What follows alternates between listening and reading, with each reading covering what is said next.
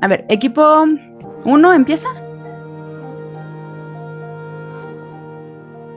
Mm, Sale maestra, ahí está, formamos, está el maestro Ayala, está la maestra Janet, el maestro Guijarro, la maestra Martínez, a ver si no dejo a alguien olvidado, dice. Doctor Soto Galindo También el doctor Soto Galindo, es que como no veo su foto, y el doctor Álvaro Carrillo.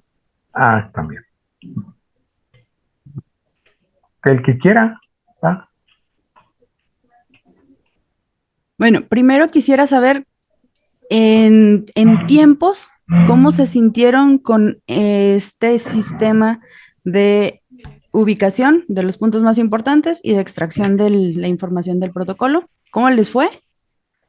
Se hace más rápido, es más rápido, sí. Más ágil. Creo que no, Sí. creo que no fue mejor que ayer porque más o menos ya tenemos idea de qué. Ujú. Sí, de hecho, el equipo 2 avanzó muy rápido. Yo entré, pensé que iban a estar un poco más saturados y no, ya iban. Bueno, La entonces, doctora Rábago nos iba dirigiendo. Sí. excelente. El equipo número 1, ¿quién quiere participar? Elijan un representante, por favor.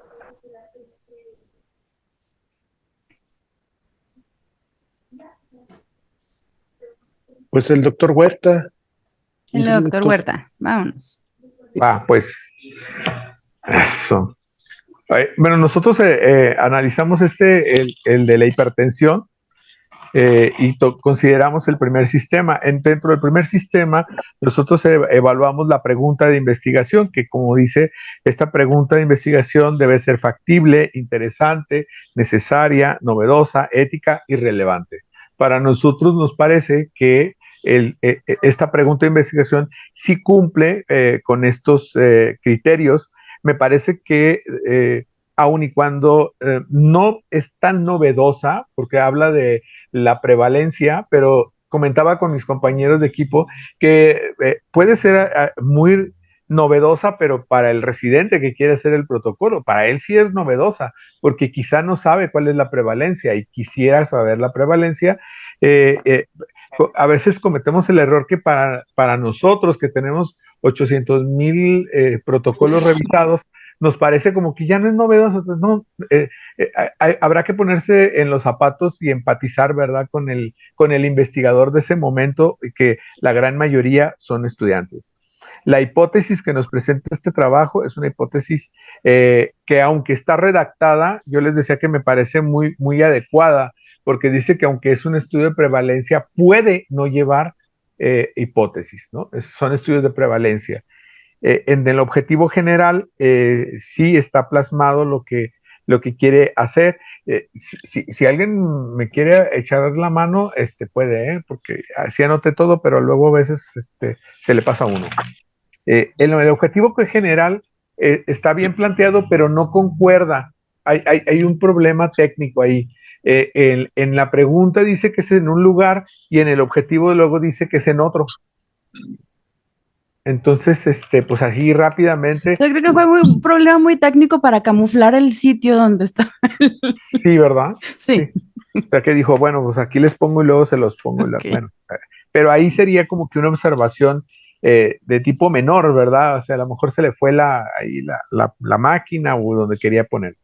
En cuanto al diseño, es un diseño que es observacional y que cumple con los criterios que tiene que tener el diseño. Es un descriptivo, observacional, retrospectivo, bueno. Y en cuanto al... Sí, y transversal, perdón, sí. Y en cuanto al estadístico, ¿verdad? Cuando nosotros estamos revisando, pues es un estudio de prevalencia y obviamente nos dice que nos va a presentar frecuencias, ¿no? Entonces, pues, aunque la gente considera que los estudios de prevalencia pueden ser mucho más sencillos, a veces nos dan mucha más información, aun y cuando no tengamos que hacer tantas cuentas. Pero en cuanto a la revisión con este primer sistema, me parece que así quedaría.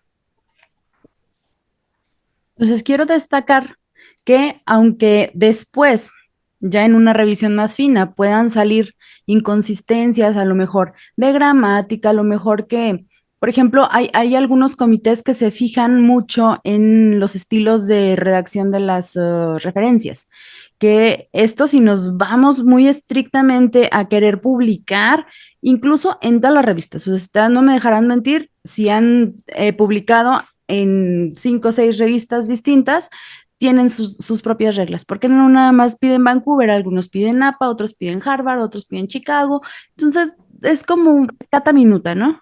Pero digo, estas son cosas que hacen elegantes los protocolos, no se debe, o sea, no se menosprecian porque son como los detalles que hacen fino un protocolo y que uno puede decir, ok, vean la mano del que lo está elaborando, pero no son eh, un tema que nosotros podamos decir, por eso se tenga que tirar un protocolo.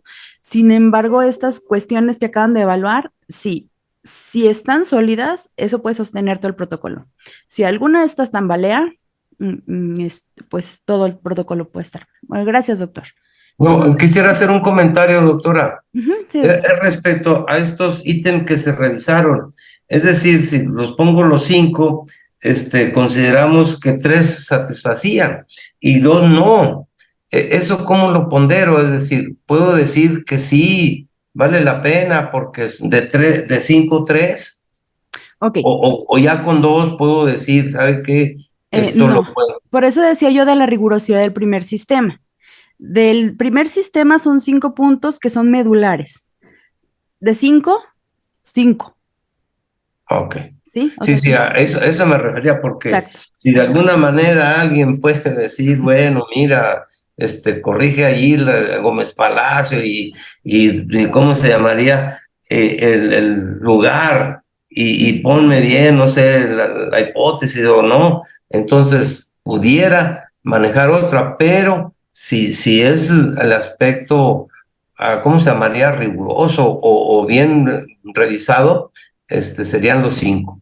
¿Sí me quedo Exacto. con eso? Sí, deberían Ok, ser los 5. Ahora, por ejemplo, ok. ahorita les comentaba eso del lugar, yo seguro que fue un error de dedo y fue mío, en el afán de que no identificaban el hospital de donde era, ¿no? Pero por decir, si esto lo observamos ya en un protocolo que nos están presentando, eh, es como en donde se debe de fijar el residente, que sea impecable. Estos 5 ítems deben de estar completamente cubiertos. Si nosotros detectamos que eso está mal, es más, hasta en el asesor, ¿no? O sea, que nosotros vamos a ponernos del otro lado, no estamos evaluando, estamos asesorando. Lo primero que le voy a exigir a mi representado es de, a ver, esto debe de ir alineadito, no puede haber error en eso, porque 1 de 5 así no pasa, ¿sí? Ok, equipo número 2. Muy bien, nos tocó evaluar el protocolo que dice incidencia de infección del sitio quirúrgico en cirugías de urgencias y electivas en pacientes atendidos en tal hospital. La pregunta de investigación le falta lo mismo que al título, le falta el tiempo. Tiene el lugar tachado, pero ahí está, pero le falta el tiempo, no dice cuándo, ¿sí? Bueno, entonces la siguiente, estamos evaluando el primer, ¿cómo se llama? El primer sistema, ¿sí? En la hipótesis, pues no tiene puesta aquí, pero no es necesario porque es un estudio de incidencia. En lo siguiente, en el objetivo, nada más hace falta cambiar una palabra que dice conocer, y conocer es irse a las bibliotecas, entonces la palabra correcta sería estimar, ¿sí? El siguiente, en el diseño, aquí sí tenemos problemas, pero no es para rechazar el protocolo, es para que haga cambios o modificaciones. No es un diseño, es un diseño que es observacional, prospectivo y longitudinal, ¿sí? ¿Por qué? Porque van a hacer varias mediciones, empezando con la que sale de quirófano, donde la herida está limpia, y así sucesivamente va a ir midiendo. Entonces, por lo tanto, es longitudinal, no es comparativo, ahí tiene un error. Entonces, ese es el pequeño tache. Por último, el número 5, plan de análisis, está bien. También alcanzamos a revisar el sistema número 2, y en el sistema número 2 el objetivo pues está bien también, ¿sí? El objetivo que tratan, donde tiene errores es la operacionalización de las variables. A veces se alocan un poco los residentes y no se fijan. Repiten una variable categórica y le ponen la naturaleza cualitativa. Yo creo que no es necesario con que le pongan categórica, pero eso sí, ponerle si es nominal o si es nominal dicotómica o si es politómica. Y aquí es donde vemos errores, confunden, ¿sí? Confunden, le ponen nominal cuando es politómica, entonces tiene que llevar el nombre y el apellido porque dependiendo de que esto esté bien redactado, se facilita mucho el análisis estadístico que va a hacer. Entonces debe tener si es categórica o si es numérica. Si es categórica tiene que ser o nominal o ordinal, y si es nominal tiene que ser dicotómica o politómica, ¿sí? Bueno, y luego, el tercero, el plan de análisis estadístico, también no hay problema, estuvo bien. Y por último, en el número 4, el instrumento o formato de recolección de datos. Aquí hay variables que no, como por ejemplo el tiempo quirúrgico, no viene en el cuadro de las variables. Y la otra, yo no sé qué opinen, aquí tenemos varios compañeros que son quirúrgicos. Una revisión de la herida quirúrgica a la semana se me hace mucho, no sé ellos, ¿sí? Porque están citando a la semana, luego a los 15 días, ¿sí? Luego a las 3 semanas y luego al mes. Entonces, yo no sé si sea muy largo a la semana, nada más. Pero sí fue muy fácil, así con estos sistemas, darle una revisada al protocolo. Entonces, sí eficientamos los tiempos, porque de eso se trata, ¿no? En vez de enfrascarnos y de repente se hace eterno la revisión y muy minuciosa, entonces como que perdemos el foco en las cosas más importantes. Así es. Yo quisiera decir que el equipo número 2 se vio bien buena onda, porque le comentaba yo al doctor Guijarro, si una de las 5 puntos esenciales del primer sistema está mal, ahí sí retachamos al residente, porque yo creo que ni lo mandamos a evaluación, ¿no? Y una cosa muy importante es justo lo que va a decir la doctora Rábago, los estudios de incidencia, ahorita vamos a ver diseños, no pueden ser transversales, son longitudinales porque se les da seguimiento a través del tiempo. Entonces ya desde ahí, un error de diseño sí impacta, porque ahí se crea una confusión muy grande en el residente de que, bueno, entonces es una medición, no es transversal, es una incidencia, es longitudinal. Otra cosa muy importante, que también lo mencionó la doctora, el tiempo. La temporalidad es uno de los 3 factores más importantes para medir la incidencia. Número de casos nuevos sobre una población expuesta en un tiempo. ¿Por qué? Porque estamos hablando de una tasa. Entonces, ahí, desde la pregunta de investigación, que no nos marca la temporalidad, ahí podemos parar. ¿Sí? O sea, ¿por qué esto? Porque si desde la pregunta de investigación ya estoy notando ese error, que sí es grave porque es parte del primer sistema, ya mejor, ya no le sigo, porque seguramente ese error se repitió en el objetivo y se repitió en el análisis. En ese protocolo está obviada la temporalidad. Doctora, ¿pudiera decir en voz alta, por favor, que somos bien buena onda? Porque nos van a quemar con leña, a ver. No, ¿Por qué? Yo tengo un comentario, es que no se trata de buena onda o no, yo creo que se trata de que está mal y ese ya no puede avanzar. Exacto. Que diga, es que fue un pequeño error, no, es un gran error. Y pero entonces, espérate, pero hay tiempos para corregir y no nada más rechazar así rotundamente, digo yo. Yo lo que sugeriría es que este sistema, pues, que estamos proponiendo, pudiera hacérsele llegar al mismo asesor, ¿no? Porque fíjense, la doctora tocó 2 puntos. Preguntaba que si estaba bien revisar la herida a los 15, al mes. Eso creo yo que sería una observación menor, porque no impacta en el diseño. Ahí sí podemos decirle, hacer una recomendación, oye, revisa tus tiempos de revisión, nada más, no pasa nada, porque no está en la médula del protocolo, pero la temporalidad en una incidencia, ahí sí, o sea, desde la pregunta. Entonces ya ni para qué reviso todo lo demás, porque va a tener inconsistencias. Y esto a mí me parece que agiliza las cosas y también las simplifica, porque si yo sé que tengo 7 aspectos medulares y los cuido, con esos 7 aspectos el protocolo puede estar aprobado, porque tampoco son cosa del otro mundo, o sea, nada más es cuestión de respetar las reglas metodológicas, ¿sí? Bueno, eso. Dificultades, creo que ahora se hizo más ágil, ¿no? La revisión. Bueno, ahora vamos a ver, empezar con la construcción de la idea de investigación a través de silogismos y con los conceptos de error, porque esto es muy importante. Nosotros cuando estamos proponiendo una idea, me dicen por favor si estamos viendo la pantalla compartida. Sí, doctora. Ok. Cuando nosotros Sí. planteamos una pregunta de investigación, ya dijimos ayer que se supone que ya investigamos, ya leímos y vamos a hacer un tipo de razonamiento que se llama razonamiento deductivo. O inductivo según sea el caso. Está formado por 2 premisas y estas premisas nos van a llevar a una conclusión que finalmente es el argumento que yo estoy presentando para darle peso a mi estudio. ¿Por qué lo quiero estudiar? ¿O por qué yo estoy suponiendo que la variable A con la variable B van a tener una relación?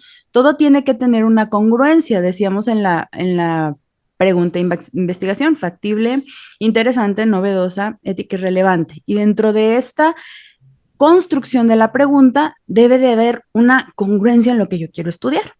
Si yo quiero estudiar algo, pero de ese algo probablemente no hay mucho, pero yo estoy asumiendo que puede ser posible que yo tenga una asociación o una relación, debo de justificar por qué.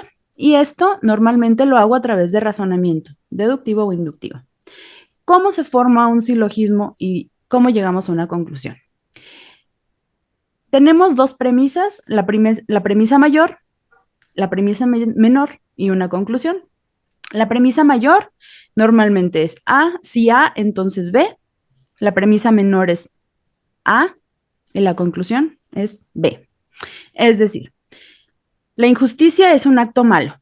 Esa es una premisa mayor, porque estoy hablando de que la injusticia de todas, en todas las injusticias, en lo universal, es un acto malo, siempre. Luego viene una premisa menor que me sugiere que la difamación es una injusticia. Por lo tanto, yo puedo concluir que la difamación es un acto malo. Y yo puedo encaminar mi estudio por ahí basado en la conclusión que yo saco de un razonamiento previo. Vamos a ponerlos en términos clínicos. Todas las hemorragias incrementan el riesgo de muerte por pérdida de volumen. Esta puede ser mi premisa mayor. Ahora, yo quiero estudiar el aborto. El aborto en evolución cursa con hemorragia. Por lo tanto, el aborto incrementa el riesgo de muerte por pérdida de volumen. Esta construcción de silogismo es una construcción lógica de pensamiento. Si yo tengo esta construcción lógica, puedo respaldar en todas las maneras que yo quiera hacer un estudio. Sin embargo, aquí corremos un riesgo, siempre. Aquí estamos asumiendo que mi conclusión es cierta porque mi premisa es verdadera. Mi premisa universal, la primera premisa. Pero ¿qué pasaría si no fuera verdadera? Esto depende de la verdad en el universo. Pero ¿qué pasaría si mi premisa no fuera verdadera? Entonces yo empezaría a cometer una serie de errores porque estoy tratando de argumentar algo basado en premisas que no son tan ciertas o no están comprobadas o son falseables, que pasa mucho en las ciencias biomédicas, por ejemplo, ¿sí? Entonces, aquí hablamos de una parte muy interesante de la investigación, que es el error. Tenemos que en el universo existen cosas que son verdad y cosas que no lo son. Yo lo que quiero a través de mi proceso de investigación es llegar a una verdad. Aunque esta verdad sea que lo que yo estoy buscando que tiene asociación no tenga asociación. Finalmente, si yo estoy haciendo un estudio y yo quiero demostrar que A está relacionado con B, lo mejor para todos, pues sería que efectivamente A está relacionado con B y esa es una verdad. Pero también puedo concluir que A no está relacionada con B. Y si este proceso de investigación fue riguroso y consistente, en verdad A no va a estar relacionada con B y tampoco va a ser un error, ¿sí? Que esto muchas veces hasta tienen miedo, ¿no? Algunos residentes de que, ay, no me salió lo que yo estaba pensando, o ay, no me salió la prevalencia que esperaba, o ay, no, estamos como carrereando la P estadísticamente significativa. Y la verdad es que correctos, no me salió, y si sí me salió, qué padre. Cualquiera de estos dos, incluso hay revistas que se dedican a publicar lo que no sale de las investigaciones, y está muy padre porque entonces yo puedo saber que no investigar, que ya alguien más lo hizo y que no le salió la asociación o la relación, ¿no? Sin embargo, podemos en el proceso cometer errores y esto, en vez de obviarlo, tenemos que considerarlos. El primer error es el error tipo 1. Y es el error al cual me referí hace rato, de cuando nosotros partimos de premisas que no son tan ciertas o premisas equivocadas. El error tipo 1 está considerado el error más grave a cometer en un proceso de investigación, porque este error está considerado dentro de los falsos positivos. ¿Cuándo es un error tipo 1? Cuando yo hago una investigación y resulta que por azares del destino, yo concluyo algo que en el universo no es cierto. En mi estudio sale que algo tiene relación, pero en el universo no tiene relación. En mi estudio digo que un medicamento sirve, pero en la verdad o en el universo no sirve. Y nosotros hemos visto, por ejemplo, el caso de algunos medicamentos que en teoría, en el proceso de investigación, daban como resultado que no tenían efectos secundarios o que no daban otro tipo de alteraciones. Con el paso del tiempo nos damos cuenta de que en realidad sí estaban cometiéndose grandes errores. Entonces, cuando yo digo que algo es cierto, pero en el universo no es cierto, estamos cometiendo un error tipo 1 y este error normalmente está considerado una permisibilidad máxima de 0.05 o el 5%. ¿Sí? Esta es la famosísima alfa que después nos servirá para hacer estimaciones de tamaños muestrales y que nosotros podemos mover a placer siempre y cuando sea para abajo. O sea, lo más que me puedo permitir de este error es el 5%, pero por ejemplo en investigación farmacéutica donde las dosis son muy precisas o cuando yo trabajo con prematuros o con recién nacidos, me tengo que ser súper cuidadoso y minimizar el error. Yo puedo permitir que mi alfa sea de 0.4, 0.3, 2, 0.1, etcétera, ¿no? No más de 5. Ahora, el error tipo 2. Cuando yo concluyo que algo no es cierto, pero en el universo sí lo es, que también ocurre muy frecuentemente, que hago todo mi proceso de investigación y ¿sabe qué? Al residente o al asesor o a no sé quién le dio flojera estimar un tamaño muestral y lo dijo, ajustalo para que queden 30, porque ya te vas a graduar y no vas a alcanzar 30 y 30, con esto lo haces. Bueno, ¿qué riesgo corremos ahí? De que a lo mejor lo que esa persona, el investigador, estaba buscando, sí era una verdad en el universo, sí había correlación, sí había asociación, pero no se alcanzó a demostrar. ¿Por qué? Pues porque tenía una muestra muy chiquita. Entonces estaba tan manipulada el tamaño muestral que fue chiquito. Y en cuanto a muestras, que después vamos a ver eso, no hay muchos ni pocos, es lo que es. Y con sus valores bien establecidos. Si me salen 15, con 15 la hago, pero si me salen 1000, necesito 1000. Entonces, el error tipo 2 es, como comúnmente lo conocemos, un falso negativo. Y este puede ser que no sea tan importante como el error tipo 1. Nos podemos permitir hasta un 20% de error. O sea, vean la diferencia. De error tipo 1 me permito un 5 y de error tipo 2 me puedo permitir hasta un 20. Este error es la contraparte del poder. Y si ustedes se fijan, cuando nosotros hacemos un protocolo, normalmente ponemos un poder del 80%. La contraparte del poder es el error tipo 2. Y del error tipo 1, que es 0.5, la contraparte es el nivel de confianza. Voy a dejar tantito de compartir porque me dice la doctora Loera que está en sala de espera y no puedo admitir. Permítanme. Ya.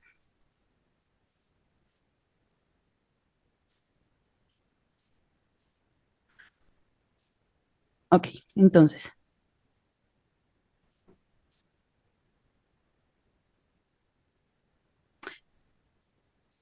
Imagínense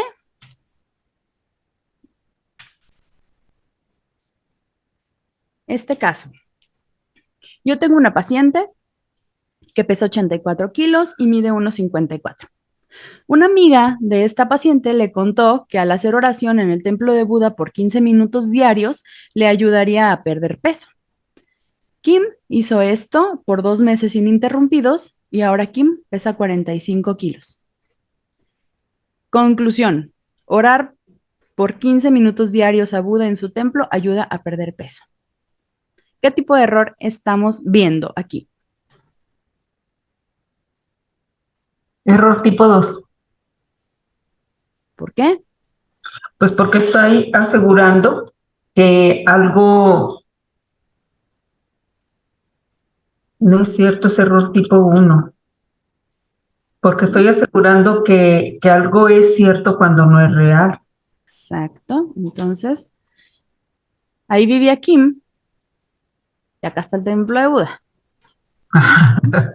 Entonces, realmente, pues no fue por la oración, Claro. ¿sí? Pero estamos partiendo de premisas erróneas y estamos llegando a conclusiones equivocadas. Esto es un error tipo 1. Cuando mis resultados son debidos al azar y no a mi proceso de observación debidamente, metodológicamente seguido, ¿no? El error tipo 2 sería una falla en el tamaño muestral.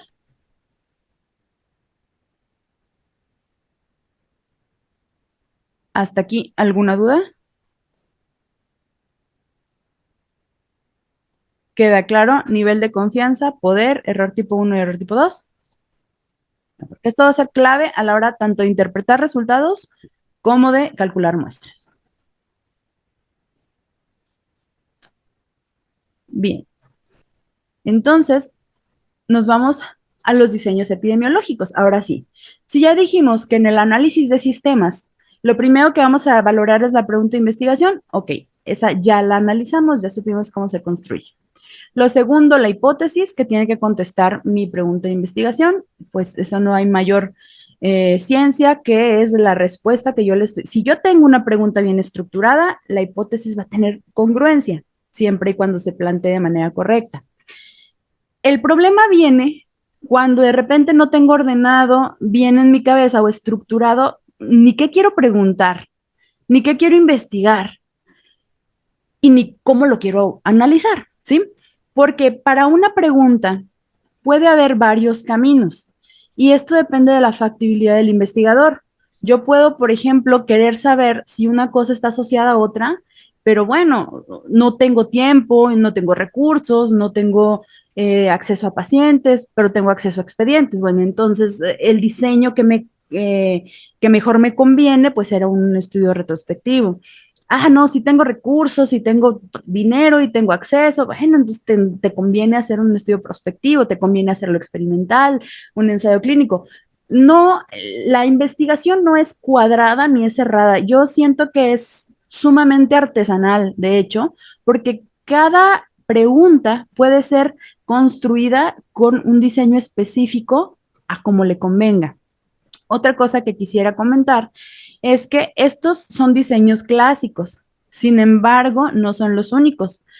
Nosotros podemos hacer, ya después de manejar bien los diseños clásicos, híbridos, diseños híbridos que contienen más de un diseño o diseños anidados en otro diseño, porque les digo, esto es algo muy artesanal, pero vamos comprendiendo primero los diseños básicos. En relación a la comparación entre poblaciones, pueden ser los estudios descriptivos o analíticos. Ojo ahí, porque hay algunas personas que confunden los diseños descriptivos con los diseños observacionales, entonces hacen cosas extrañas a la hora de describir los diseños. Cuando hablo de comparación entre poblaciones, yo puedo tener un diseño descriptivo donde yo solamente voy a describir a la población que yo estoy viendo. Yo no voy a hacer grupos, yo no voy a comparar entre grupos, no voy a comparar hombres, mujeres, niños, adultos. No, yo solamente tomo a mi población y la describo. Y esto es clásico de los de estudios de prevalencias, de los estudios de incidencias, porque yo solamente voy a ir analizando lo que, perdón, describiendo lo que yo estoy observando. El estudio analítico, por lo contrario, está conformado por grupos y estos grupos van a tener contrastes entre sí. Siguiente característica, la intervención del investigador. Según la intervención del investigador, los estudios pueden ser observacionales o pueden ser experimentales. Observacionales, uno no mete la mano en lo que está investigando, solamente se dedica a observar. Algunas personas con poca experiencia en la investigación piensan que, por ejemplo, hacer una intervención quirúrgica es experimentar, cuando no lo es. Hacer una intervención quirúrgica es tan observacional como aplicar una encuesta, como hacer un censo. Sí, nosotros estamos solamente aplicando un instrumento de medición a un fenómeno que ya está sucediendo. Es decir, el paciente, ahorita hablando de cirugías, por ejemplo, viene el paciente, tiene un apendicitis, entra a quirófano, se hace la apendicectomía y yo solamente estoy observando cómo evoluciona, a qué base de alta, si se complica. Mientras yo no proponga un método para intervenir y modificar el resultado, no puede ser experimental.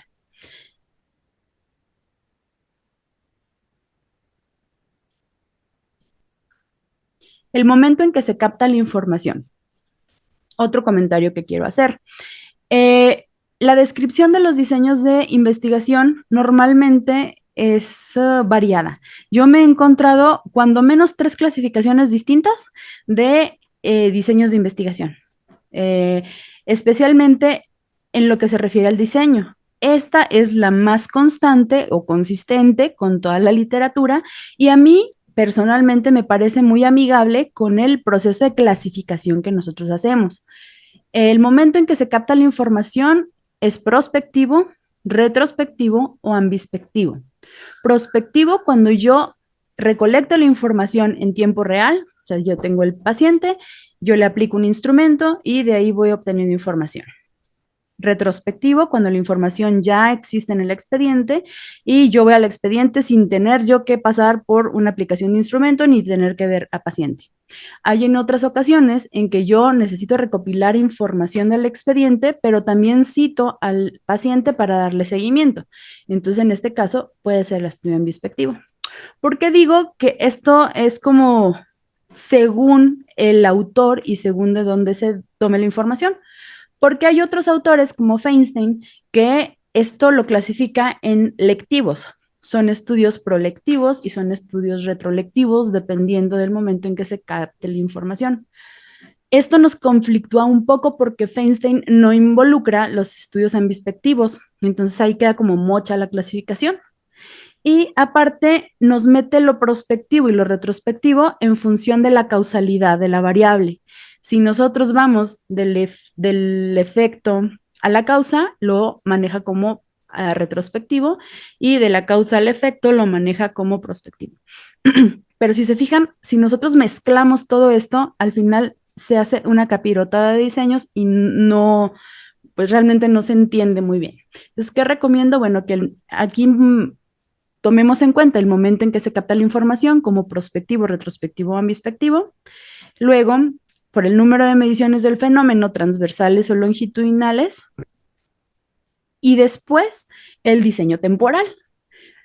Pero el diseño temporal nos va a hablar de si el estudio se puede clasificar o caer en la característica de estudios de casos y controles o de cohortes, que estas sí son características que tienen este tipo de diseños y ahorita lo vamos a ver. Los estudios que van de la exposición al efecto son los estudios de cohorte y al revés, los que van del efecto a la exposición son los estudios de casos y controles. Y así ya no nos hacemos tantas bolas y queda cada diseño clasificado de manera más adecuada. Ok.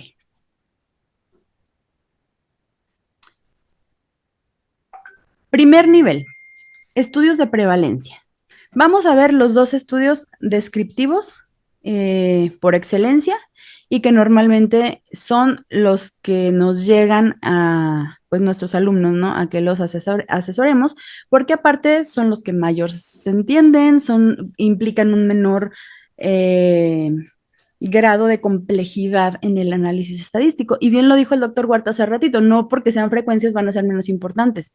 La riqueza de los estudios de prevalencia nos arroja mucha información en cuanto a en cuanto a que no conozcamos nosotros el fenómeno de estudio. Por ejemplo, podemos decir, bueno, ya se sabe que los pacientes hipertensos van a desarrollar insuficiencia renal o probablemente que los pacientes con insuficiencia renal en su gran mayoría tienen problemas de presión arterial. Esto ya está publicado y a nivel mundial ya se sabe. Pero si yo en mi justificación le doy un enfoque de por qué en mi unidad es importante saber la prevalencia de hipertensión en el enfermo renal, y si va a ser la diferencia en cuestión de gestión de recursos, en cuestión del ejercicio también de los recursos que tenemos disponibles, pues entonces puede resultar un estudio interesante. Les comparto que cuando yo hice la maestría, a mí me habían mandado a hacer una investigación de tipo descriptivo a la zona rural de Durango. Yo estuve en Vicente Guerrero un rato, estudiando, no más bien, reclutando pacientes que tenían alteraciones del metabolismo de la glucosa. Y yo empecé a observar que dentro de esta población había un subgrupo de pacientes que no tenían alteraciones de la glucosa, pero sí tenían alteraciones en los lípidos. Y esto fue por mera observación empírica.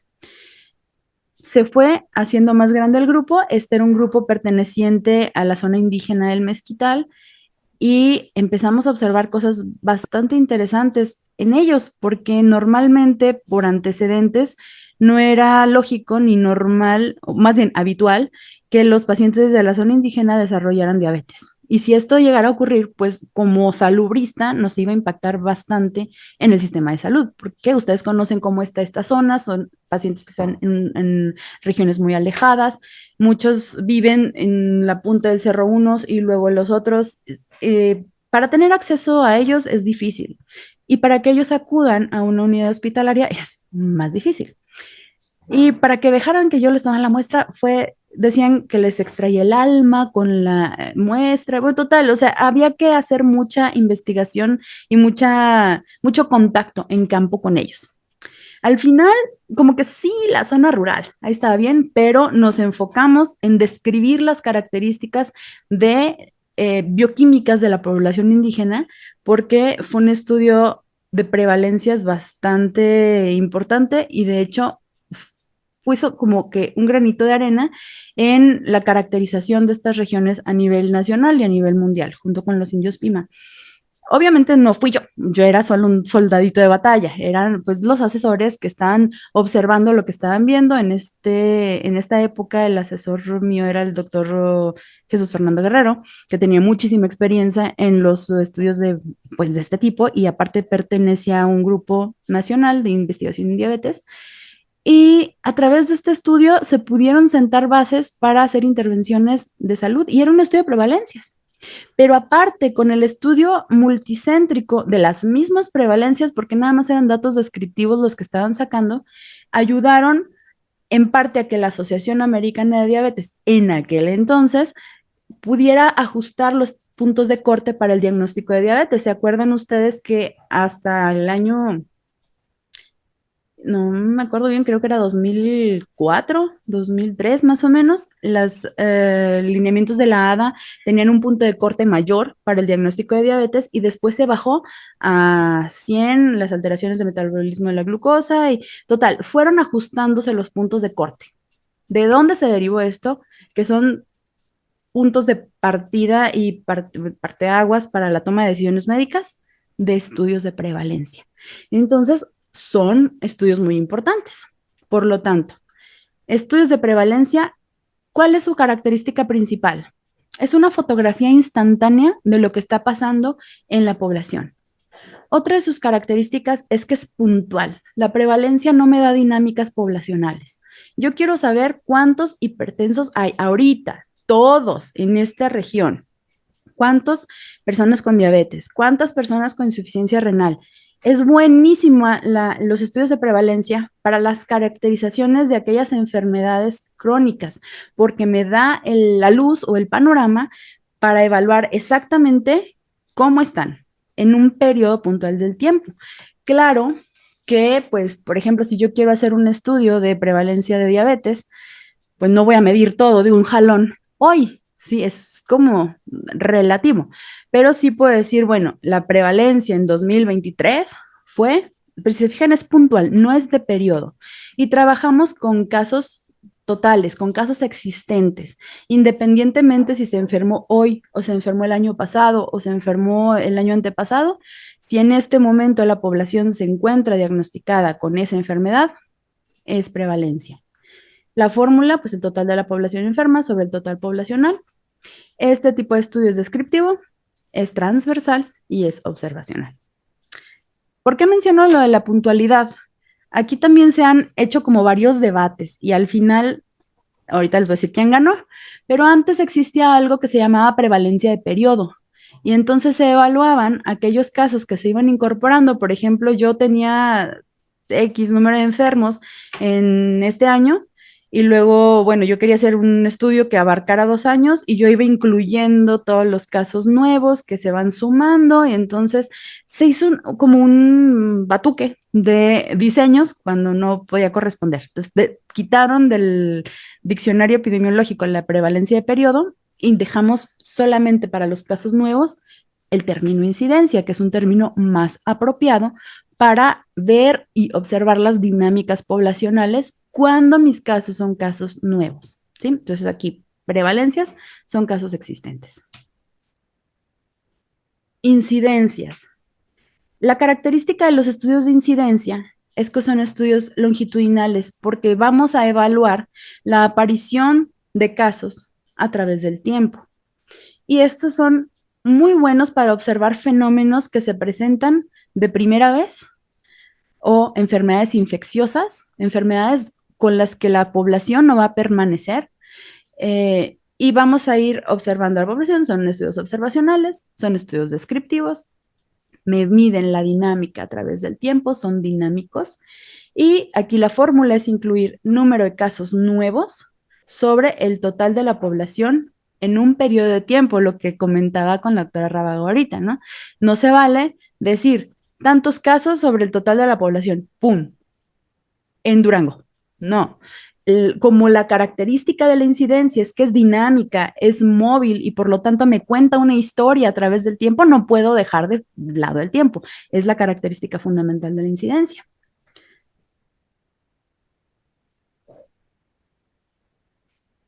A ver, vamos a hacer aquí una pausa para ver dudas. Doctor Álvaro, adelante.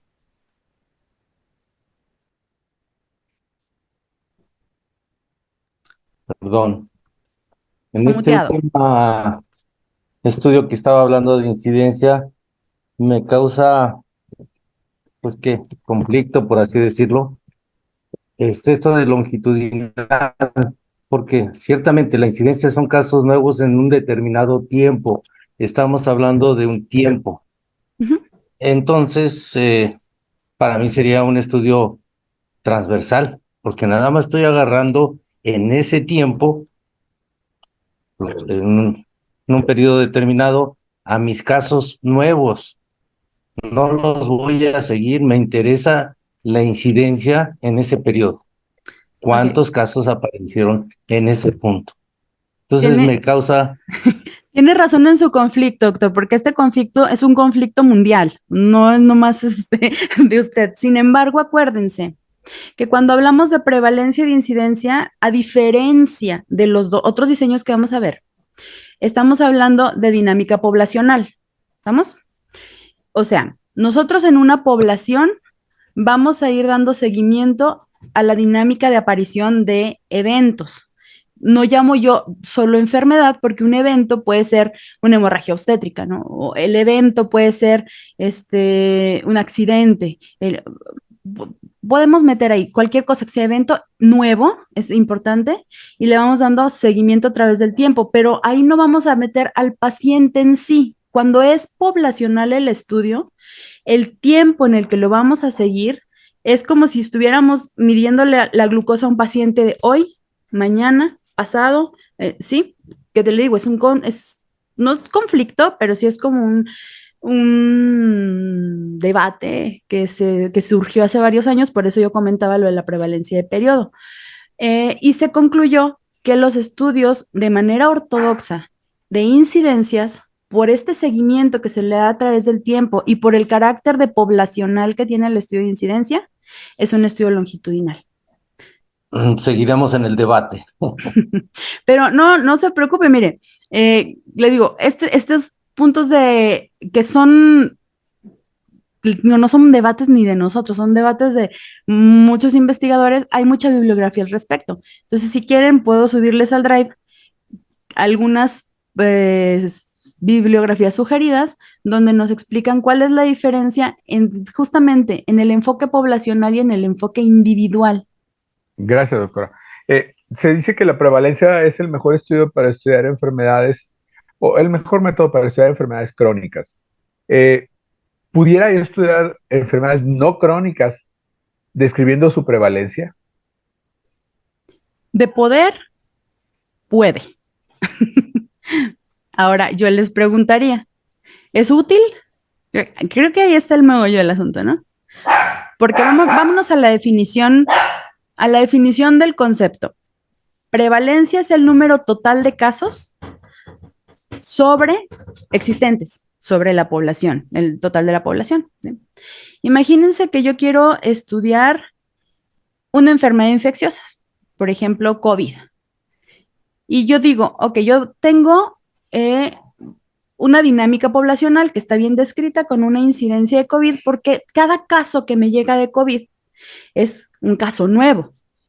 Cuando viene, lo diagnostico, lo doy de alta, es un caso nuevo.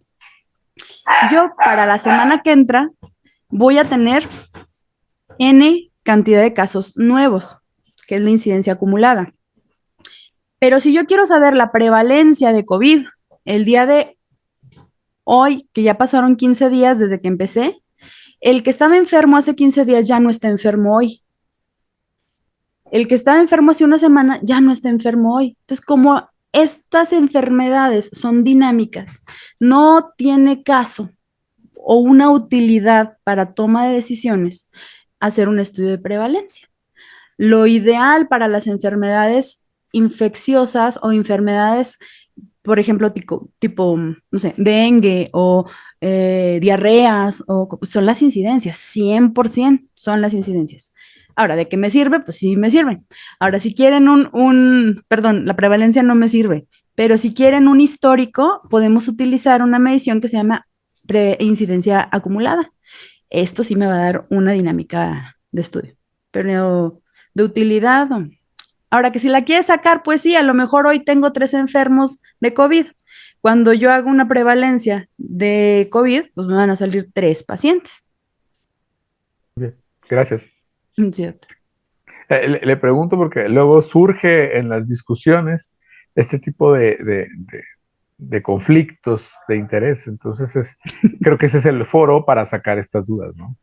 Sí, claro, y buenísimo, porque les digo que este conflicto, bueno, no, o sea, no conflicto, sino ya cuando uno va analizando el término, hace un poquito más de sentido. Es muy frecuente que veamos, por ejemplo, protocolos que se están abordando de enfermedades infecciosas y de repente dicen, no, es que prevalencia. Y ahorita vamos a ver por qué. Dicen, es que lo quiero de prevalencias.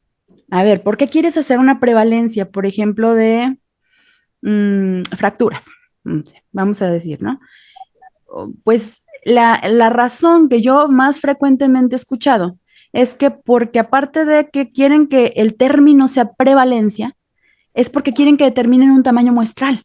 Entonces es una gran diferencia entre los estudios de prevalencia y las incidencias.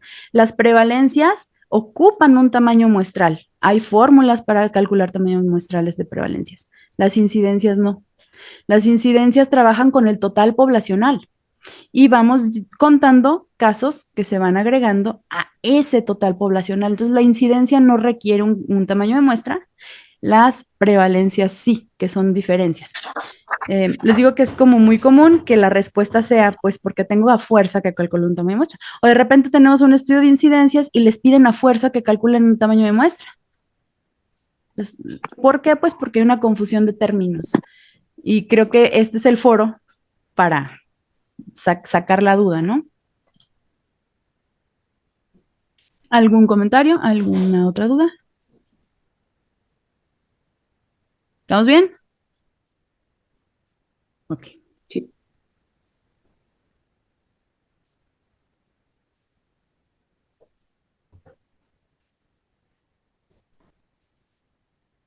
Entonces, ya llevamos prevalencias, incidencias. Ahora, estudios de casos y controles. Creo que estos estudios son los más socorridos por lo que comentamos hace ratito, ¿no? De que, bueno, no tengo presupuesto, pero no quiero hacer una prevalencia, pero quiero hacer una asociación. Entonces, acá cualquier cosa a veces le andan llamando estudio de casos y controles, cuando los estudios de casos y controles tienen características súper definidas. Son estudios que parten, esta es la más importante, que parten de la enfermedad y luego averiguan la exposición a un factor de riesgo. Entonces tenemos, por un lado, un grupo de enfermos o, no necesariamente enfermos, personas con el fenómeno que quiero estudiar y un control que no precisamente está sano, por eso no le pongo sano. El control es una persona que no tiene el fenómeno de interés y por eso es el control. Aparte de todo, este estudio tiene la característica de ser observacional, es analítico porque vamos a hacer una comparación de grupos, es transversal porque solamente voy a hacer una medición en el paciente y el estudio puede ser retrospectivo, puede ser prospectivo, dependiendo del momento en que yo capte la información. Este tipo de estudios no me van a servir ni para calcular prevalencias ni para calcular incidencias. Solamente me van a servir para calcular si hay o no asociación entre dos variables de estudio de interés. Otra de las características de los estudios de casos y controles es que una vez encontrado mi caso, lo más difícil es encontrarle el control, porque el control, algo que debe de tener es que se parezca lo más posible al caso. Y aquí vamos a meter otras cosas como más finas de la conveniencia, por ejemplo, de parearlos. Normalmente podemos parear por edad, por sexo, por comorbilidades, siempre que nosotros queramos tener un poco menos variables confusoras dentro de mi análisis, bueno, vamos controlando estos, ya sea en los criterios de inclusión o en los criterios de pareamiento. Estos serían los estudios de casos y controles. Doctora Rábago. ¿Cuál sería un ejemplo de un estudio de casos y controles que fuera prospectivo? Bien, yo quiero hacer un estudio para saber si la diabetes tiene relación con la depresión. Yo tengo un censo de pacientes con diabetes, calculo mi muestra y ya tengo todos mis pacientes, pero yo no sé si están deprimidos, ¿verdad? Casos y controles, porque yo estoy hipotetizando que la depresión es un factor de riesgo para el incremento o para el debut, no sé, de diabetes. Por lo tanto, mi población enferma es la población diabética y mi factor de riesgo es el desorden emocional. Pero yo no tengo ningún instrumento aplicado, yo no me puedo ir al expediente a recabar información, no existe. Entonces, hago mi selección de pacientes, cito a mi población y de manera prospectiva, que dijimos que estaba en función de la recolección de la información, aplico instrumentos y hago mi revisión. Este sería un estudio de casos y controles prospectivo. Okay. Muchas gracias. ¿Alguna duda hasta aquí? Dígame. Doctor Galván. Doctora, una pregunta. Con respecto al pareamiento, siempre ha habido duda, no duda, sino qué es lo recomendable para parear 1 a 1, 1 a 2, 1 a 3 o 1 a 4? Me refiero al caso y el control. Mira, depende. Siempre en investigaciones depende. Tienes los recursos y tienes la posibilidad, hazlo 1 a 2. Un caso por 2 controles. Es lo estandarizado. ¿Se puede un caso con un control? Total. Claro que se puede. Ahora, ¿en qué me beneficia, no? Esta relación caso-control en el poder estadístico. ¿Se acuerdan que hablábamos de la probabilidad de cometer errores? Pues entre mayor sea tu muestra en el control, es como mayor representatividad de la población sana o de la población sin el fenómeno de estudio. Entonces, por eso se acostumbra que si tenemos la población y el tiempo y todo, sea 1-2. Doctora Pero. Doctora. Mi pregunta es si en los estudios de casos y controles puede haber una intervención No. al paciente. Intervención, no. Ok. Pero ¿nos podrías dar un ejemplo para ver en qué tipo de estudio caería? Por ejemplo, tengo yo uno que voy a asesorar de un residente que es niños con apendicitis y darles ayuno temprano, menos de 24 horas y ayuno, pues no fast track, más de 24 horas. Ok. Para ver el alta hospitalaria. Bien, a ver. Primera pregunta. El ayuno, tanto el ayuno controlado como comentas bueno, los dos tipos de ayuno, ¿se realizan de manera habitual en el hospital? Algunos cirujanos lo hacen menos de 24 horas y otros después. Sí se realiza. Porque esto es muy importante, ¿eh? Fíjense, cuando nosotros observamos un fenómeno que ya se hace porque nosotros no estamos descubriendo el hilo negro y está bien, solo estamos observando, es como decir, a ginecólogos que hacen una cesárea y hacen Kerr o hacen Fanstein. Lo hacen, no estamos experimentando nada, solo observo. En este caso, si yo voy a agarrar al niño cuando entra a quirófano y lo observo y solo registro en qué tipo de ayuno está, si en ayuno prolongado o en el otro tipo de ayuno, y doy seguimiento a ver qué pasa, si el alta se da más rápida o no, sin intervenir, sin hacer ninguna propuesta de que yo la hice. Entonces, vamos a hacer una cohorte partiendo de población expuesta, no expuesta, y vamos a ver la evolución para ver si desarrolló o no. En este caso no es una enfermedad, el resultante es el alta hospitalaria. ¿En qué tiempos ocurrió? Ok, ok, porque Ahora, nosotros lo queríamos hacer como casos y controles, pero pues ya vi que no. Lo que pasa es que no estás partiendo de una enfermedad o de una eso fue la palabra, de una conclusión, pues, del efecto. Ahora, ¿cómo se podría hacer esto casos y controles? Por eso les digo que hay que ser muy, muy creativos y dependiendo de.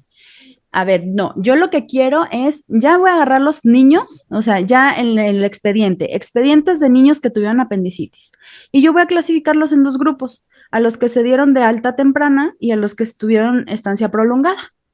Y luego voy a revisar los expedientes y voy a analizar quiénes tuvieron ayuno de un tipo y quiénes ayuno de otro tipo. En este caso, yo estoy conformando mis grupos desde el resultado y averiguo qué tipo de ayuno tienen. Efecto, causa. Entonces, así sí puede ser un estudio de casos y controles. Retrospectivo. ¿Sí? Ok, gracias. Okay. Doctora Jacob. Y hay quienes dicen que en estos estudios de casos y controles, como ya tenemos los enfermos o los no enfermos y nos vamos a ir a ver el factor de riesgo, automáticamente son estudios retrospectivos. Ajá, era lo que le decía de la clasificación de Feinstein. Según Feinstein, por la direccionalidad que le estamos dando a esto, sería retrospectivo. Pero acuérdense que aquí, prospectivo, retrospectivo, ambispectivo, lo estamos tomando según el momento en que se recopila la información. Por eso es muy importante que estemos de acuerdo cómo vamos a hacer esta categoría, porque también, por ejemplo, ¿dónde hay más discrepancias? En la clasificación de variables, ¿sí? Ustedes pueden haber aprendido una y otros otra, porque hay autores, cuando menos hay 4 o 5 autores que nos muestran clasificaciones diferentes. El punto aquí es estar de acuerdo en a qué le vamos a llamar retrospectivo, prospectivo, ambispectivo. En esta clasificación que yo les estoy mostrando, se refiere al momento en que se recolecta la información. Entonces, el estudio de casos y controles va a ser retrospectivo siempre y cuando la información se recolecte del expediente. El carácter de casos y controles lo da la direccionalidad, que es empezar de la enfermedad e irme al factor de riesgo, ¿sí? Digo, pero también, si nos vamos a la clasificación de Feinstein, la doctora Jacobo tiene razón, un estudio retrospectivo sería el que empieza de la enfermedad y se va al factor de riesgo. Y en este caso, la información recolectada tendría el carácter de retrolectiva o prolectiva, porque yo puedo, en este momento, yo tengo al enfermo, pero indagar acerca del factor de riesgo con un instrumento que yo le estoy aplicando en tiempo real.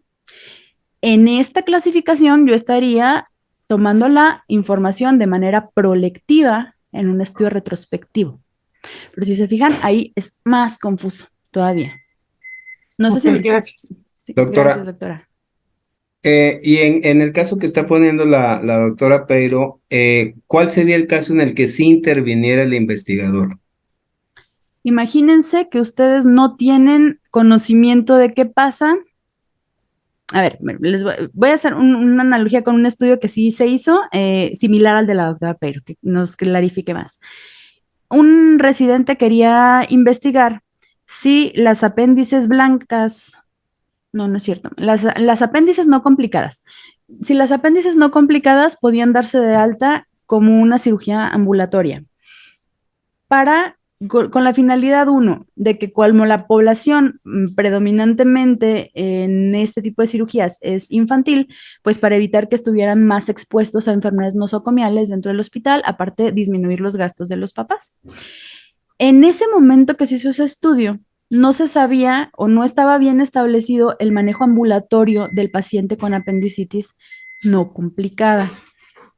Por lo tanto, se tuvo que diseñar un ensayo clínico. Ahí sí. Entonces nosotros hacemos la descripción de la técnica y por qué yo estoy asumiendo que voy a tener un buen resultado, cuáles son los beneficios, hacer la ponderación riesgo-beneficio y al otro grupo manejársele de manera habitual.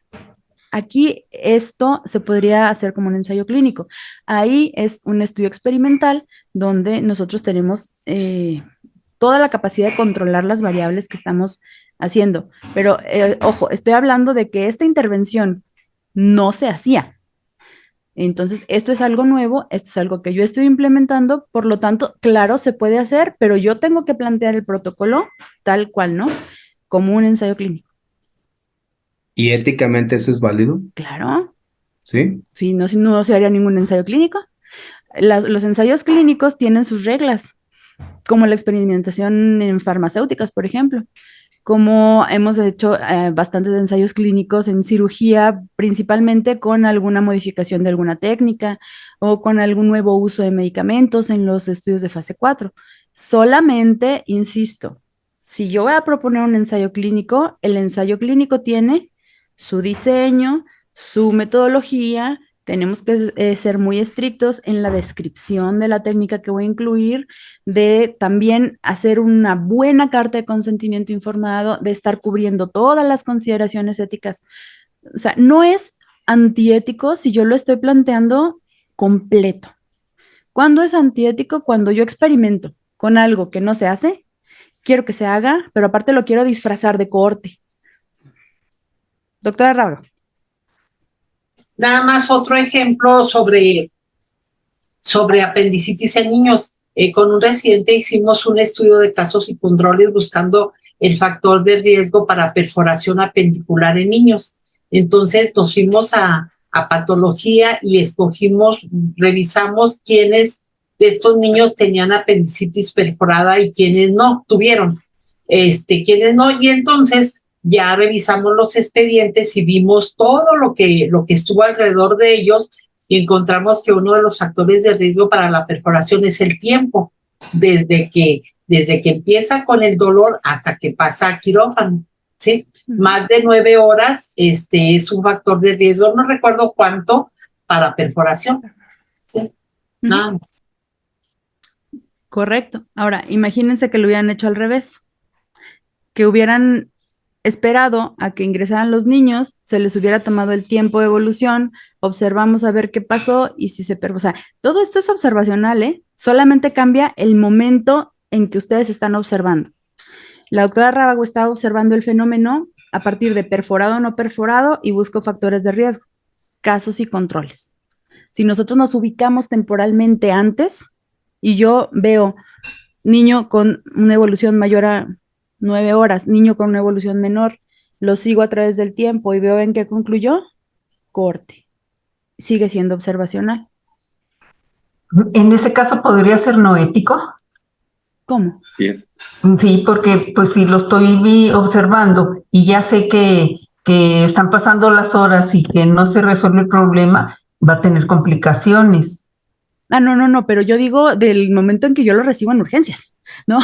Sí, no lo dejo yo evolucionar, pero hay niños que llegan complicados a urgencias. O sea, que la mamá le dio analgésico y que le dieron quién sabe qué y le sobaron la panza y no querían llevarlo y llegan a urgencias con una evolución grandísima, ¿no? No, aquí no se trata de experimentar, se trata de observar el fenómeno. Llegó tanto tiempo desde que empezaron los síntomas hasta ahorita, evolucionó, ¿qué pasó? Corte. Ya pasó, ya se perforó, no se perforó, lo estudio para atrás, busco factores de riesgo, casos y controles. Doctor Huerta. Estudios de corte, estos estudios de corte pudieran ser extraordinarios para poder hacer la idea que algunos residentes tienen, porque algunos residentes quieren seguir estudiando el fenómeno. Es decir, llega una paciente y luego ¿cómo evoluciona? Llega una paciente con síndrome de HELP y quieren ver cómo evoluciona. Y siempre yo les comento que se tendría que hacer un estudio de corte. ¿Cuál es el problema? El tiempo.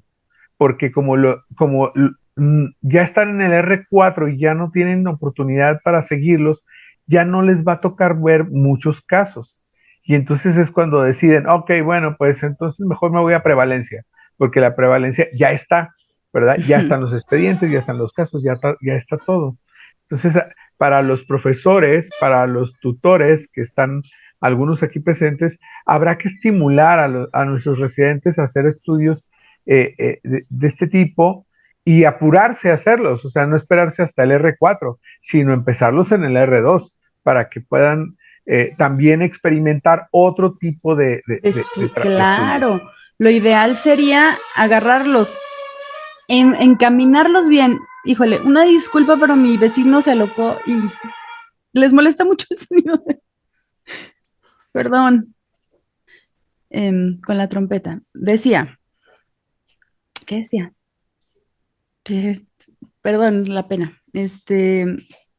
Estimularlos, de agarrarlos temprano. Yo diría que el R1 es fantástico para irlos involucrando en el método científico y en la construcción de los diseños que fueran agarrando ideas, y a partir del R2, dale, para hacer estudios de cohorte, porque después, ahorita les voy a enseñar que hay otra opción, pero esta opción es muy difícil porque tenemos un problema muy grande de reporte en expedientes.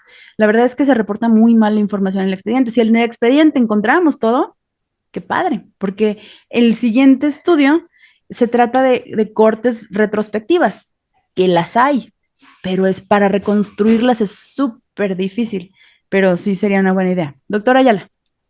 Sí, yo creo que aquí sí es importante, sobre todo en los estudios de cohorte, que el gran problema es el tiempo. Y la cohorte puede ser tan larga como pueden ser hasta más de 50 años, y el ejemplo es la de Framingham, en donde ya se ha seguido incluso a la descendencia de estas enfermedades que entran. Pero como por ejemplo nosotros en el área ginecológica, la obstetricia, a lo mejor una corte no pasa más de 9 meses, que ahí es una limitante menor en cuanto al tiempo. Entonces también eso es una situación que se puede tomar en cuenta. Sí, y es bellísimo. Un estudio de corte es un estudio muy padre porque, para empezar, damos seguimiento en el tiempo, nos damos cuenta de si hay alguna situación de causalidad, cosa que no podemos asumir en los estudios de causas y controles. En el estudio de causas y controles, el nivel al que podemos llegar es una asociación, nada más. Sí, asumimos causalidad porque cumple algunos criterios de Bradford Hill, pero no la podemos establecer por las cuestiones de la temporalidad. En una corte, que es este estudio, pues es una corte, es observacional, entonces éticamente no estaríamos tan complicados como en el caso de los ensayos clínicos. Longitudinales, vamos a dar seguimiento a través del tiempo, vamos a hacer varias mediciones en el paciente. Partimos de la población expuesta, pero que no tiene el fenómeno de interés, o sea, vamos a esperar a ver si se desarrolla o no tal o cual característica que estamos buscando. Nos dejan conocer la incidencia de la enfermedad, que esto es muy importante, porque vamos, o sea, al inicio de la cohorte, pues nadie estaba enfermo. Por ejemplo, hay algunos estudios padres de aparición de depresión periparto y luego se observan a través del tiempo, en el inicio del embarazo, la mujer no está, no tiene estas alteraciones emocionales y a través del embarazo, pues vamos viendo cómo se van detonando. Todo esto, claro que se puede hacer una asunción de causalidad. Y pues bueno, vamos viendo la incidencia de las enfermedades. Efectivamente, como dice el doctor Ayala, en las embarazadas pues tenemos ese factor de que son 9 meses, tampoco es tan complicado en cuestiones de tiempo. Sin embargo, sí tendríamos que cuidar que el residente lo haga en el R2 y aparte que tenga el tiempo suficiente para darle seguimiento a la cohorte, porque pues muchas veces no, como que se desentienden, ¿no? O se van a hacer servicio, o se cambian, no sé. O sea, hay factores externos que luego no, que lo más difícil de una corte es el seguimiento. Y bueno, pues aquí lo tenemos, ¿no? Partimos de grupo de expuestos, grupo de no expuestos, casos no casos. Una aclaración que creo que pues no está de más señalar, pero bueno, yo sí he escuchado esto con algunos asesores, que no quieren o que dicen que es un estudio de casos y controles porque tienen grupo control. Entonces, pues no, o sea, un estudio de cohorte, vamos a dar seguimiento a una población. Primero, un grupo que está expuesto a un factor de riesgo y otro grupo que no está expuesto al factor de riesgo. No, un error que frecuentemente se comenta es que nada más se le da seguimiento al grupo que estaba expuesto al factor de riesgo y luego cuando queremos analizarlo, porque el análisis que le corresponde a una corte se llama razón de riesgos o razón de incidencias, no podemos, porque necesitamos cruzar para la regresión logística expuestos, no expuestos, casos, no casos, y siempre nos falta el grupo control. Entonces, cuando yo les digo hay que meter grupo control, y no lo he escuchado, bueno, más bien lo he escuchado más de una vez y por eso los digo, dicen, no, es que no es de casos y controles. A ver, el grupo control es un grupo control, no le da el carácter de casos y controles. El carácter de casos y controles, ya lo dijimos, es la formación de grupos, enfermos, no enfermos, y vámonos para atrás en el tiempo. Cohorte, expuestos, no expuestos. Los no expuestos obviamente van a ser mi grupo control y se van hasta caso, no caso. ¿Sí? ¿Dudas, comentarios? Sí. Sí, doctor. Adelante. Sí, en el caso de los estudios de cohorte, esto en ocasiones implica situaciones éticas que a veces hacen difícil de llevar el estudio. Me recuerdo por ahí, por la década de los 90, vimos un artículo en el que se veía la relación entre dar ácido fólico y no dar ácido fólico a las pacientes y cuáles desarrollaron o no defectos del tubo neural. Que eso fue una situación ética muy importante porque si ya se conocía en cierta forma ya el efecto del ácido fólico, pues no hacía falta comprobarlo en esa forma. Entonces aquí sí se partiría mejor a un estudio de casos y controles, en el cual de los que tuvieron defectos de tubo neural, compararlo con los controles que no tuvieron defectos de tubo neural e irnos hacia atrás para ver cuáles tomaron ácido fólico y cuáles no tomaron ácido fólico. Entonces yo creo que también los diseños van dependiendo de las condiciones y las posibilidades, sobre todo aquí en cuestión ética, que muchas veces puede ser una limitante para un estudio de cohorte. Claro, ahora acuérdense, las cohortes son observacionales, ¿eh? O sea, observacional, quiero decir que esto ya se está haciendo. Por ejemplo, en este estudio que usted comenta, se me ocurre que sí pudiera ser una cohorte, por ejemplo, hay una reconstrucción de cohorte retrospectiva. Un estudio muy famoso es aquel que hicieron con los supervivientes de la bomba de Hiroshima y Nagasaki. Ya ven que tuvieron muchísimos problemas oncológicos y de enfermedades crónicas. Sin embargo, se reconstruyó la cohorte. O sea, ¿qué quiere decir? Que pues todo el expediente estaba bien hecho, ¿no? El seguimiento estaba bien hecho. Ahí no implica, o sea, bueno, todos los estudios tienen consideraciones éticas, desde de las prevalencias hasta un ensayo clínico. Aquí el punto es considerar que no se infrinja. Si nosotros cuidamos las cuestiones éticas, adelante, lo podemos hacer. Ahora, las cohortes, aunque parezca que no, aunque se antoje como que lo vas a dejar descuidado o no le vas a dar, como le decía yo ahorita a la doctora Peiro, que decía de las apendicitis, o sea, si ella no va a hacer nada a propósito, a eso me refería, eso es observacional, o sea, yo puedo decir, a ver, cada ginecólogo hace la línea como quiere, yo no le voy a decir cómo la haga, pero voy a ver, por ejemplo, quién se recupera mejor, si la mujer a la que le hicieron una Kerr o una Fanesteel. Yo no influí en la decisión del cirujano, yo observé el fenómeno, que eso es distinto a decir, voy a formar dos grupos y a uno lo voy a dejar en ayunas y a otro no le voy a dejar en ayunas. O sea, yo ya estoy experimentando, porque yo ya estoy decidiendo qué se va a hacer. Ahí sí tiene consideraciones éticas, pero también tiene, a ver, sus consideraciones. Digo, no es como que ya por tener consideraciones éticas no se deba de hacer. Me recuerdo, y a lo mejor a ustedes no sé si les tocará, o no sé, ¿verdad? Revisar, pero yo me acuerdo de que escuché de un estudio que querían hacer con embarazadas, ahorita que dice la doctora lo del ayuno, con un ayuno normal de sus 10 horas indicadas por el anestesiólogo y otro tipo de ayuno que era basado en las recomendaciones de las guías de anestesiología, donde les dan líquidos claros hasta antes de las 2 horas a las embarazadas. La verdad no tengo así como que bien, pero por ahí va, ¿no?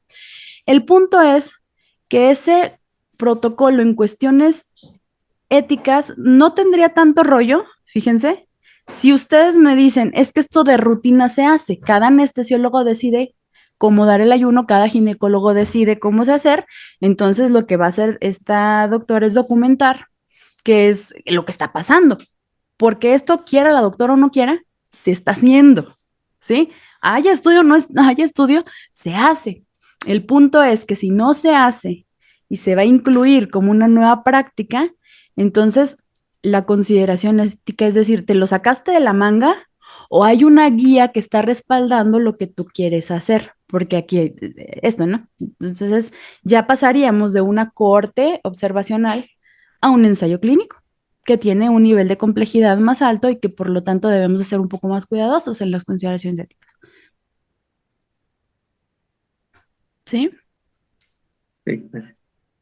Bueno, entonces, traía yo algunos ejercicios hasta aquí, pero se me hace que por tiempos ya no lo hacemos. ¿Qué les parece si ahí le dejamos? ¿Cómo se sienten? ¿Sí? Sí. Bien. Ok. Excelente. Pues Les ya voy a- dijo. No, bueno, luego me van a decir, me faltaban 15 minutos. No, aquí no quiero darles 15 minutos. Todo bien. Les voy a pedir, por favor, que en esta semana trabajen ustedes una matriz de congruencia. con la idea que ustedes tengan, puede ser un estudio que estén asesorando, pueden ser un protocolo el que estén, ¿sí? La idea que ustedes quieran. La matriz de congruencia tiene que considerar cualquier tipo de diseño también. Incluso si no existe el estudio, ustedes pueden proponerlo de nuevo. Vamos a analizar, yo voy a estar revisándolos, van a hacer su matriz de congruencia con su pregunta de investigación, hipótesis, objetivo general, plan estadístico de referencia. Perdón. Pensé que me había hablado. Y con los 3 sistemas. En un documento de Word, bien presentado, lo podemos revisar, puedo dar hasta el miércoles para que lo suban al Drive, de preferencia para que yo los vea antes de la clase, y ahí yo voy seleccionando, porque si los vemos aquí en caliente, pues, luego no nos sale tan bien el ejercicio. Doctora, ¿en el Drive están las presentaciones? No, todas las Para presentaciones, verla, ajá, todas las presentaciones las estoy subiendo a la página de Wizbu. ok.